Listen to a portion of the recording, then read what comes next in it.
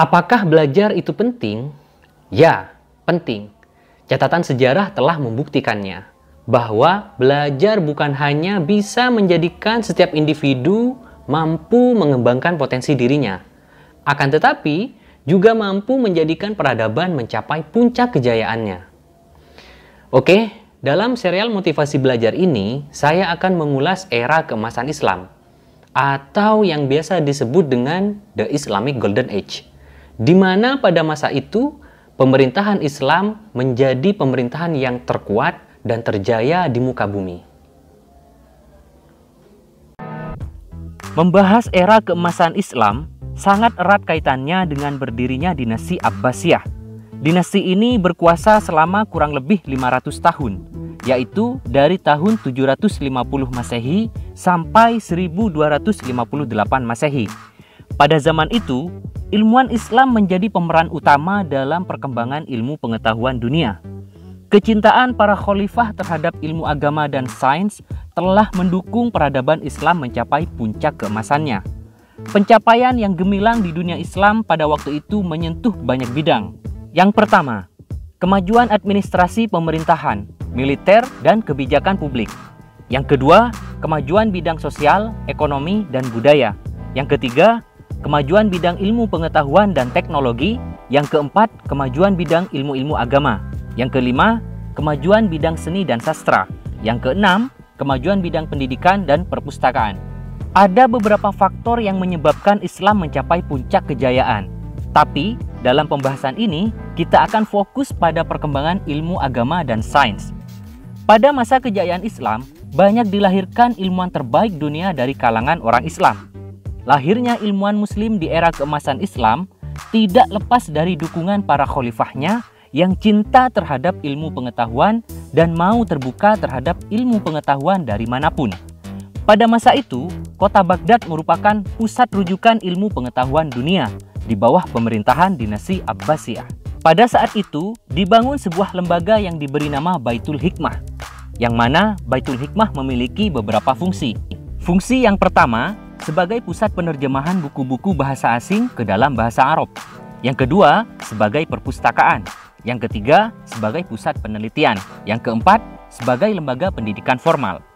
Khalifah dinasti Abbasiyah mendatangkan ilmuwan dari berbagai wilayah untuk melakukan penerjemahan buku-buku bahasa asing ke dalam bahasa Arab. Mereka dibayar dengan emas seberat buku yang berhasil mereka terjemahkan. Intinya, Khalifah dinasti Abbasiyah, khususnya Khalifah Harun ar-Rasyid dan Khalifah al-Ma'mun, telah berhasil mengibarkan bendera Islam melalui ilmu pengetahuan. Dengan kata lain, telah menggenggam dunia dengan ilmu pengetahuan. Pada zaman itu, lahir ilmuwan muslim yang besar pengaruhnya terhadap perkembangan ilmu pengetahuan yang ada pada saat ini. Siapa saja mereka? Apa saja kontribusinya? Berikut ulasannya. Yang pertama, Ibnu Sina atau Avicenna. Ibnu Sina adalah seorang yang mendalami banyak ilmu pengetahuan seperti filsafat, kedokteran, dan astronomi. Ibnu Sina telah menciptakan karya besar bagi perkembangan ilmu pengetahuan dunia. Karya tulis hasil penelitiannya yang berjudul Al-Qanun fit Tibb atau The Canon of Medicine adalah buku pegangan utama bagi mahasiswa kedokteran di Eropa. Dengan kata lain, dijadikan sebagai buku wajib di sana. Tahu nggak kamu berapa lama? 700 tahun, yaitu sampai abad ke-18. Keren banget bukan? Selain itu, ia juga menulis 450 risalah di berbagai bidang. Karyanya yang paling terkenal adalah buku Asy-Syifa dan Al-Qanun fit Tibb. Yang kedua, Al-Kindi.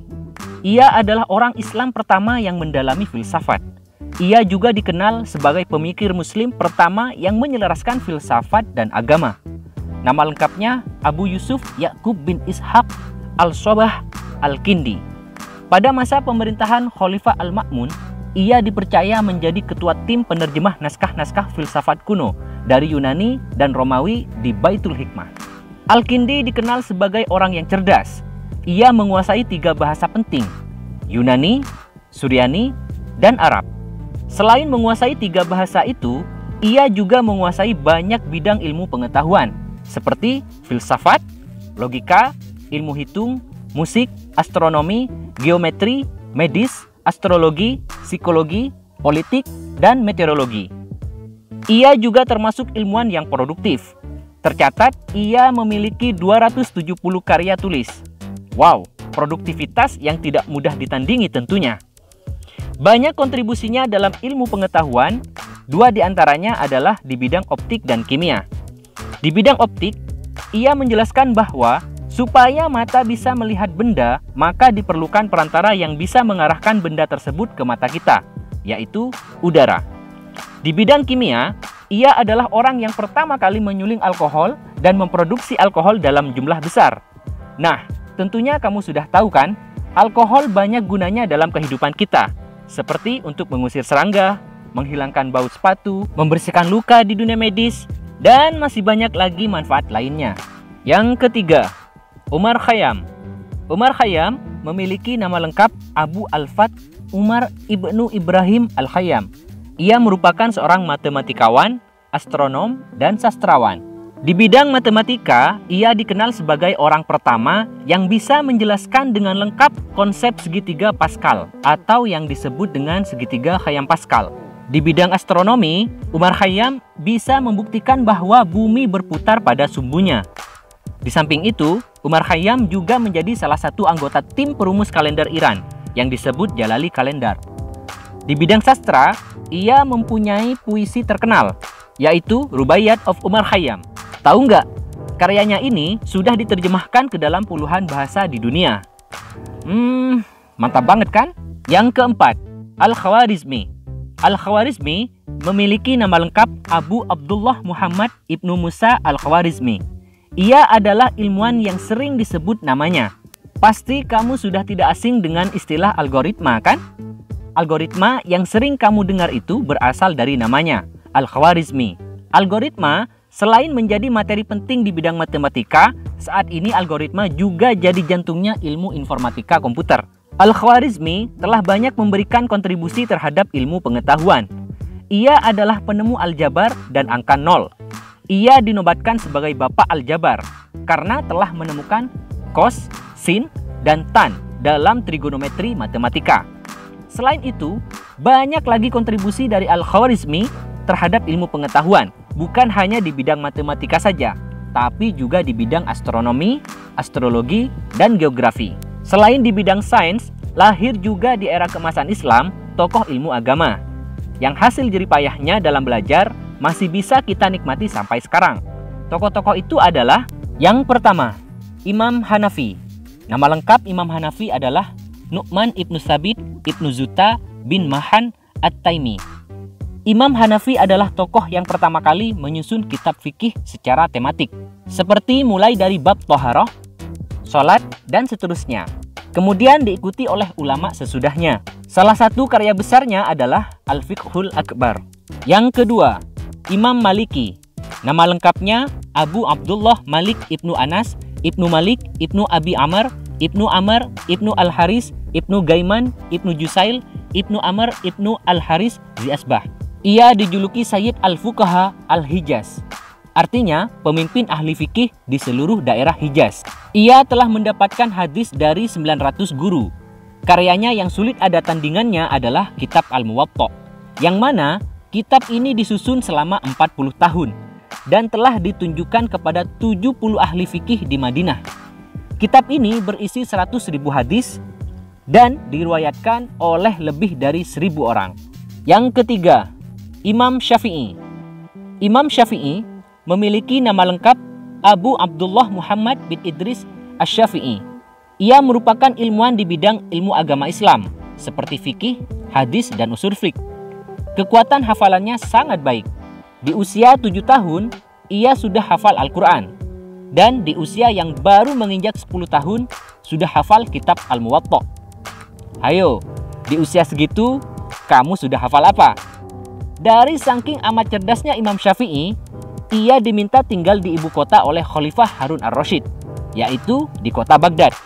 Dalam rangka apa? Dalam rangka berdakwah. Karena pandangan dan pendapatnya dapat diterima oleh segala lapisan masyarakat. Karyanya yang mendunia adalah Kitab Ar-Risalah dan Al-Um. Yang keempat, Imam Hambali. Imam Hambali memiliki nama lengkap Ahmad bin Muhammad bin Hanbal bin Hilal bin Asad al-Marwazi al-Baghdadi. Ia sudah hafal Al-Quran pada usia 15 tahun. Sama seperti ulama sebelumnya, ia memiliki hafalan yang kuat. Gak tanggung-tanggung, ia menghafal lebih dari 1 juta hadis. Yuk, siapa di antara kamu yang bisa ngalahin hafalannya Imam Hambali? Tulis di kolom komentar ya. Nah, selain ilmuwan yang sudah disebutkan barusan, masih banyak lagi ilmuwan lain yang hidup di era keemasan Islam. Tapi setidaknya sekarang kamu sudah tahu beberapa di antaranya. Dan bisa dipastikan mereka merupakan teladan terbaik kita dalam menuntut ilmu. Selanjutnya, dari ulasan sejarah era keemasan Islam tadi, kamu sudah tahu belum jawaban dari pertanyaan apakah belajar itu penting? Coba deh perhatikan. Dengan maraknya kegiatan belajar, pemerintahan Islam yaitu dinasti Abbasiyah mampu menjadi pusat peradaban terbaik dunia. Pesatnya perkembangan di era keemasan Islam tidak akan pernah terjadi jika masyarakatnya tidak giat belajar dan mencintai ilmu pengetahuan. Sekarang, sudah tahu kan jawabannya? Jadi gini, kalau kamu sungguh-sungguh dalam belajar, kamu akan menjadi manusia yang bernilai di mata dunia. Secara otomatis, bukan namamu saja yang harum, tapi agama yang kamu anut dan negara tempatmu tinggal juga akan ikut terangkat. Kalau sudah begitu, seneng nggak? Seneng dong. Ketika kamu sudah menjadi the best of the best of the best di salah satu bidang ilmu pengetahuan, di saat itulah dirimu jauh lebih bernilai daripada uang. Oke, semoga video ini bermanfaat. Kita jumpa lagi di video-video berikutnya. Dalam hitungan ketiga, langsung like dan subscribe ya. 1, 2, 3. Bye.